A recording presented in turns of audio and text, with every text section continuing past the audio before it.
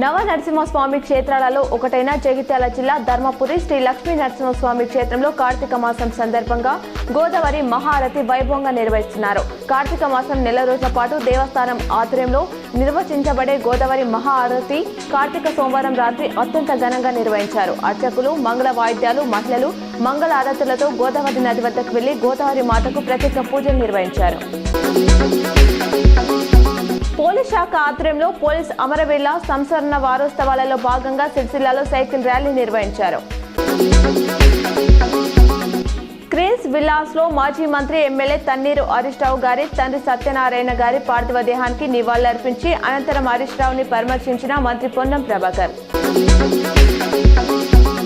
మాజీ మంత్రి శాసనసభ్యులు హరీష్ తండ్రి తన్నీరు సత్యనారాయణ మరణం పట్ల తీవ్ర సంతాపం వ్యక్తం చేస్తున్నాను. భగవంతుడు ఆయన ఆత్మకు శాంతి చేకూర్చి హరీష్ రావు కుటుంబ సభ్యులకు ధైర్యం, ఓర్పు ప్రసాదించాలని మనస్ఫూర్తిగా ప్రార్థిస్తున్నానని గంగ్ల కమలాకర్ అన్నారు. నాణ్యమైన విద్య, పోషకాహారం అందించడమే కేంద్ర ప్రభుత్వ లక్ష్యమని, పిల్లల ప్రవర్తనను తల్లిదండ్రులు నిరంతరం గమనించాలని సూచించిన కేంద్ర మంత్రి బండి సంజయ్.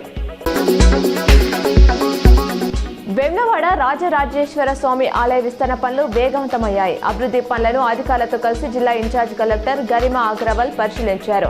చేపట్టనున్న పనులు, పలు నివేదికలను కలెక్టర్కు వివరించారు అధికారులు. భీమేశ్వర ఆలయంలో భక్తుల ఏర్పాట్లపై కూడా పరిశీలించి అధికారులకు దిశానిర్దేశం చేశారు.